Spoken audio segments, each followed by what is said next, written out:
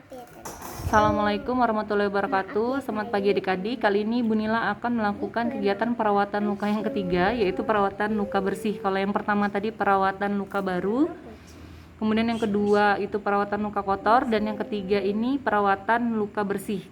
Nah, adik-adik jangan bingung ya, karena alatnya semua sama. Yang membedakan di sini adalah cara membersihkan lukanya saja.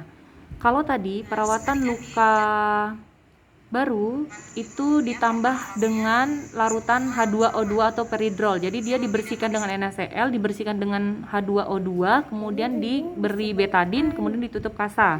Itu perawatan luka baru.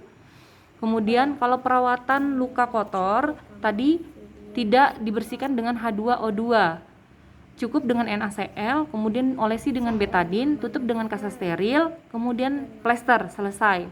Nah, kali ini perawatan luka bersih, dia hanya cukup dibersihkan dengan NaCl saja, kemudian tutup dengan kasa steril tanpa betadin, kemudian plester, selesai. Ya, tekniknya sama. Mari kita lihat. Permisi Bu, saya Bidan Nila yang bertugas di Klinik Akbid Bermedisel Balikpapan. Pada hari ini saya akan melakukan kegiatan perawatan luka bersih. Karena ini sudah masuk hari kelima ya Bu ya, sepertinya Ibu sudah diizinkan untuk pulang ke rumah. Jadi sebelum pulang ke rumah kita bersihkan dulu lukanya biar cepat pulih ya Bu. Ibu bersedia? Jika Ibu bersedia silakan tanda tangan. Nah, tujuan perawatan ini sebenarnya sama ya. Luka kotor, luka baru, luka bersih untuk mencegah terjadi infeksi dan mempercepat proses penyembuhan luka. Kita siapkan alatnya sama, bag instrumen lagi-lagi berisikan 2 buah pinset anatomi, 1 pinset chirurgis, 1 bag instrumen, kasa steril cukupnya, kemudian kasa dippers atau penekan, kemudian gunting perban, kemudian ada perlak 2 buah bengkok, kemudian 3 buah kom, 1 kom berisi kapas alkohol, kemudian 1 kom berisi kapas betadin nanti, kemudian 1 kom berisi NaCl, ini betadinnya. Kemudian ini NaCl-nya ya. Kemudian ini perlaknya sudah Ibu Nila pasang. Lagi-lagi handscoon-nya tetap 2 pasang ya adik-adik, 1 bersih dan 1 steril. Jadi 1 handscoon bersih itu sebenarnya digunakan untuk di awal ketika kita membuka plester ya. Tapi kembali lagi, jika nanti adik-adik berada di rumah sakit, SOP-nya di awal harus menggunakan handscoon untuk membuka plester, silakan dipakai handscoon yang bersih. Ketika melakukan perawatan, ganti dulu handscoon yang bersih dengan menggunakan handscoon yang baru atau handscoon steril untuk melakukan perawatan luka. Begitu ya. Kalau misalnya SOP-nya itu tidak menggunakan handscoon, kita buka dulu dengan menggunakan pinset. Nah, bisa kita pinset tapi berarti disiapkan yang prinsipnya bersih. Kalau steril kan tadi digunakan untuk perawatan lukanya ya. Nah, kita bisa kita membuka plester tadi dengan menggunakan pinset yang udah disiapin bersih. Ketika kita sudah gunakan itu tidak bisa digunakan untuk perawatan luka, nanti jadi tidak steril ya. Jadi nanti tergantung dari SOP-nya. Kalau misalnya handscoon-nya ada 2 pasang, baiknya kita melepas plesternya dengan menggunakan handscoon bersih dulu. Kita buka, setelah kita mau merawat, kita pasang handscoon steril, baru kita lakukan perawatan luka yang akan kita lakukan. Seperti itu ya. Kemudian betadin, alda, alkohol ada, kemudian NaCl ada, kemudian waskom berisi larutan klorin sama ya. Kemudian, nah ini untuk luka bersih kita diminta untuk menggunakan kantong kresek. Nah, kantong kresek ini nanti Bu Nila gunakan untuk membuang sampah infeksius dan non infeksius sebenarnya. Tapi kalau misalnya sudah cukup dengan menggunakan 2 buah bengkok, tidak perlu kita menggunakan kantong kresek. Begitu ya adik-adik ya. Oke. Kemudian seperti biasa kita menutup sampiran sudah tertutup. Permisi Bu, saya bantu posisinya. Kemudian Bu Nila sudah cuci tangan ya. Kemudian kita memasang perlak. Kemudian gunakan sarung tangan bersih. Nah, yang seperti Bu Nila sampaikan tadi, di beberapa checklist yang tadi tidak diminta untuk menggunakan handscoon, tapi kita langsung membersihkan dengan menggunakan pinset dan plesternya kita buka dengan menggunakan pinset tadi ya. Tapi ingat, pinset yang udah digunakan tadi tidak boleh dicampur dalam bak instrumen yang steril, nanti jadi tidak steril.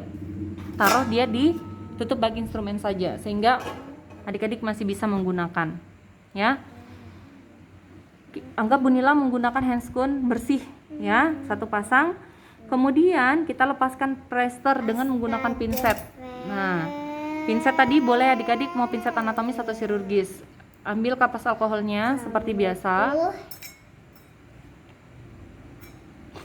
Nih, kemudian kita seperti biasa ya, buang ke bengkok. Nah, gitu ya.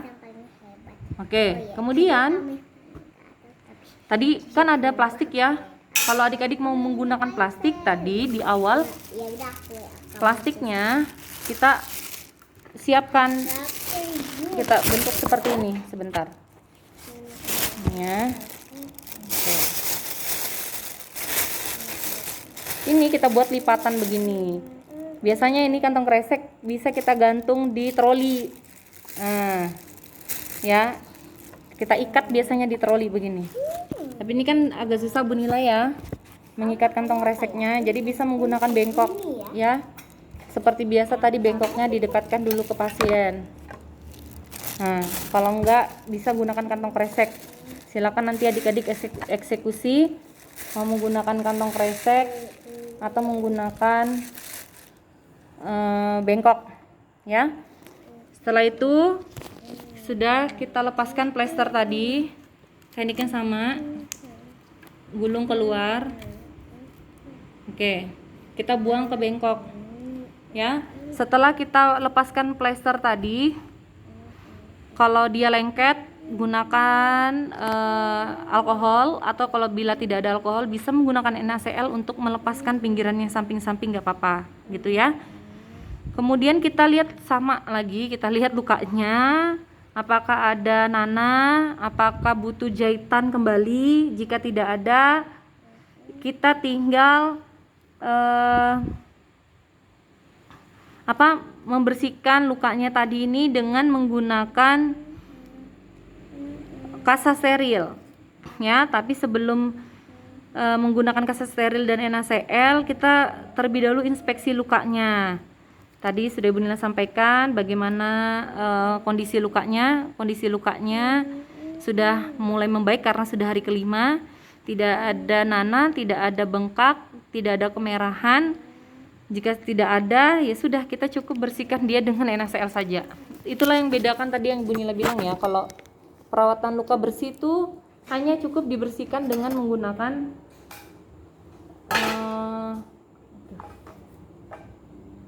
NaCl saja.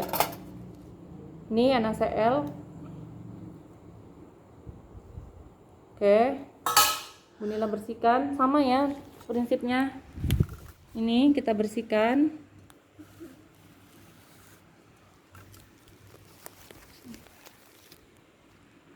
Oke. Setelah itu kita bersihkan NaCl, kita tutup dengan kasa steril. Nih, kita tutup dengan kasa steril. Kemudian kita plester, selesai. Ya. Nah.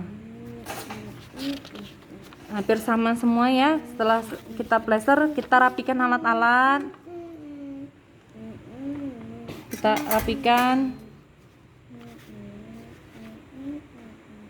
Nah, kalau misalnya lukanya butuh antiseptik, obat ya kita olesin dulu obat antiseptik itu bila diperlukan. Kalau enggak ya NaCl saja dibersihkan, tutup dengan kasa steril, kemudian kita plester atau kita perban. Kemudian rapikan alat dan cuci tangan, baru kita dokumentasi telah dilakukan perawatan luka bersih pada Tuan A, karena Tuan A sudah mau pulang ke rumah ya, pada tanggal 10 Mei 2020 di Klinik Abid Permedistra Balikpapan. Bapak kondisi lukanya sudah membaik sehingga nanti hari ke-6 atau hari ke-7 Bapak bisa melepas plesternya dengan pelan-pelan. Jika agak susah, Bapak bisa menggunakan kapas hangat ya Pak. Kalau nggak ada alkohol, nggak ada NaCl, nggak perlu Bapak beli, bisa menggunakan kapas hangat. Yang penting membantu membuka plesternya yang lengket di lengan. Sampai sini ada yang mau ditanyakan Pak? Jika tidak ada, saya ucapkan terima kasih. Nah, begitulah adik-adik untuk perawatan luka bersih. Jadi pada prinsipnya itu hampir sama ya untuk alat-alatnya. Sekali lagi, yang membedakannya kalau luka baru ada pembersihan dengan H2O2, NaCl, kasih betadin, tutup kasa steril. Kalau itu luka baru. Kemudian kalau luka kotor, dia cukup NaCl, betadin, tutup dengan kasa. Ya. Kemudian kalau luka bersih, cukup bersihkan NaCl, tutup kasa steril, salep antiseptik itu bila diperlukan saja. Nah, tadi luka baru dilihat ya, kalau misalnya dia butuh supratul, dikasih supratul baru tutup kasa. Kemudian dibalut. Seperti itu ya adik-adik ya. Terima kasih.